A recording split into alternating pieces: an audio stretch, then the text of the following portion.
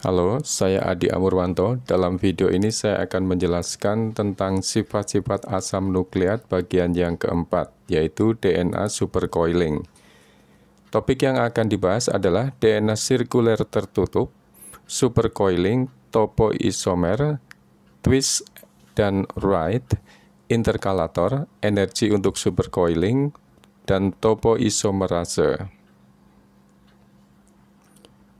Bagian yang pertama yaitu DNA sirkuler tertutup. Banyak molekul DNA dalam sel-sel terdiri dari molekul untai ganda sirkuler tertutup. Misalnya kromosom dan plasmid bakteria dan banyak molekul DNA virus. Hal ini berarti bahwa dua untai tunggal yang komplement masing-masing digabung menjadi lingkaran arah 5 ke 3 dan diputar ke sekeliling satu sama lain dengan jalur helix ganda, helix DNA. Molekul tidak memiliki ujung bebas. Dua untai tunggal dihubungkan bersama beberapa kali sesuai dengan jumlah putaran helix ganda dalam molekul. Jumlah ini disebut linking number atau LK yang akan kita bahas nanti. Berikutnya adalah supercoiling. Pengertian supercoiling yaitu helix ganda DNA yang mengalami tambahan pilihan dengan arah yang sama atau berlawanan dengan putaran dari helix asalnya. DNA supercoiling menggambarkan struktur DNA pada tingkatan yang lebih tinggi. Struktur helix ganda DNA memerlukan berputarnya dua untai yang komplement pada aksis helix yang sama. Supercoiling bisa positif, bisa negatif, dan hampir semua molekul DNA dalam sel-sel adalah negatively supercoiled. Gambar ini memperlihatkan DNA sirkuler dalam kondisi relax, ya, sebelah kiri dengan linking number atau LK sama dengan LK 0. Jadi angka 0 itu menunjukkan kondisi relax. DNA supercoiling bisa digambarkan dengan karet yang diputar sehingga merubah konformasi DNA. Tingkatan supercoiling bisa dikuantifikasi atau dihitung dengan menggunakan perubahan dalam linking number atau LK dari kondisi relax. Dalam contoh yang disederhanakan ini, jumlah perubahan LK-nya adalah -4. Artinya, DNA diputar 360 derajat atau satu putaran penuh dengan arah negatif atau berlawanan dengan putaran aslinya sebanyak 4 kali. Jadi negatif artinya berlawanan dengan putaran aslinya. DNA ketika diisolasi dari sel-sel umumnya negatively supercoiled dengan sekitar 6 putaran per 100 putaran helix atau 1000 pasang basa base pair, yaitu dengan LK dibagi LK 0 sama dengan -0,06. Berikutnya adalah topoisomer. Linking number untuk DNA sirkuler tertutup merupakan sifat topologinya, yaitu sesuatu yang tidak bisa dirubah tanpa memotong satu atau kedua tulang punggung DNA. Suatu molekul dengan linking number tertentu disebut topoisomer. Topoisomer berbeda satu dengan yang lainnya hanya pada linking number-nya. Berikutnya adalah twist dan write. Twist dan write ini merupakan dua istilah untuk menyebut pilihan atau putaran. Bedanya kita lihat di slide berikut ini. Konformasi geometri DNA dapat dirubah, sedangkan linking number tetap konstan. Dua konformasi ekstrim topoisomer DNA supercoiled dapat dilihat pada gambar ini. Jadi kita lihat dulu istilahnya atau kata-katanya atau singkatannya ya. WR itu adalah write, TW itu twist. Pada gambar A, ya, gambar A ini memperlihatkan semuanya right, sedangkan gambar C semuanya twist. Jadi A dengan C itu dua kondisi yang ekstrim. Jadi sekali lagi yang A itu perhatikan sekali lagi itu semuanya right. Lihat WR-nya -4, TW-nya 0. Kemudian yang C itu semuanya twist. Ya, twist-nya -4, WR-nya 0 ya. Itu ada delta atau perubahan ya.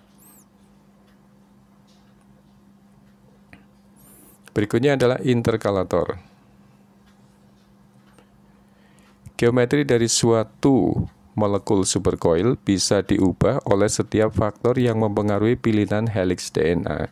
Sebagai contoh, peningkatan dalam temperatur mengurangi pilihan dan peningkatan dalam kekuatan ion meningkatkan putaran.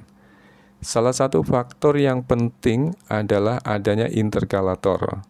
Contoh interkalator yang paling dikenal adalah etidium bromida yang merupakan senyawa aromatik polisiklik bermuatan positif yang mengikat DNA dengan cara menyisipkan dirinya di antara pasangan basa-basa atau interkalasi. Pengikatan etidium bromida meningkatkan fluoresensi yang menjadi dasar pewarnaan DNA dalam gel. Selain itu, pengikatan menyebabkan pembukaan lokal dari helix sekitar 26 derajat. Berikutnya, energi untuk supercoiling. Supercoiling menyebabkan tekanan torsi pada molekul DNA. Oleh karena itu, DNA yang mengalami supercoil memiliki energi yang lebih besar daripada DNA yang dalam kondisi rileks. Untuk supercoil negatif, energi ini memudahkan helix DNA untuk dibuka secara lokal dan membantu pembukaan helix pada proses inisiasi transkripsi atau replikasi. Berikutnya, topoisomerase. Topoisomerase adalah enzim-enzim yang mengatur supercoiling pada molekul DNA. Untuk merubah linking number atau LK DNA, enzim harus memutus untuk sementara 1 atau 2 untai DNA dengan cara memotong residu tirosin pada tulang punggung fosfat yang menghasilkan penempelan temporer enzim secara kovalen ke salah satu ujung DNA melalui ikatan fosfotirosin. Ada 2 kelas topoisomerase. Enzim tipe 1 memutus 1 untai DNA dan merubah linking number dalam langkah kurang lebih 1 melewati untai lainnya melalui pemutusan.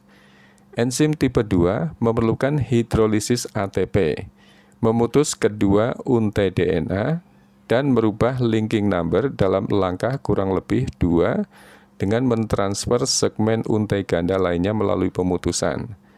Kebanyakan topoisomerase mengurangi tingkatan supercoiling positif dan negatif dengan menggunakan arah yang tidak terlalu banyak mengeluarkan energi. Tetapi, DNA kirase yang merupakan enzim tipe 2 menggunakan energi dari hidrolisis ATP untuk membuat supercoiling negatif pada DNA sehingga menghilangkan supercoiling positif yang dihasilkan selama replikasi. Karena mekanismenya memerlukan untai ganda untuk melewati lainnya, topoisomerase tipe 2 juga mampu melepas molekul DNA seperti molekul anakan yang dihasilkan dalam replikasi yang dihubungkan bersama. Pada bakteri, fungsi ini dilakukan oleh topoisomerase 4. Topoisomerase merupakan enzim yang penting untuk seluruh organisme dan terlibat dalam replikasi, rekombinasi, dan transkripsi. DNA kirase dan topoisomerase 4 merupakan target obat antibakteri pada bakteri, dan kedua tipe enzim, tipe 1 dan 2, merupakan target agen antitumor pada manusia. Demikianlah pembahasan kita tentang DNA supercoiling. Semoga topik ini menambah wawasan saudara. Jika ada yang masih kurang paham, silahkan diulang atau direview sampai saudara benar-benar paham. Silahkan beri masukan ke saya, komen di bawah apabila ada kesalahan tulis atau lesan. Atau komen di bawah ini sekali lagi untuk perbaikan pembelajaran yang akan datang. Jika saudara anggap video ini bermanfaat, silahkan share ke teman-teman saudara yang membutuhkan. Tetap semangat dan fokus dalam belajar. Terima kasih.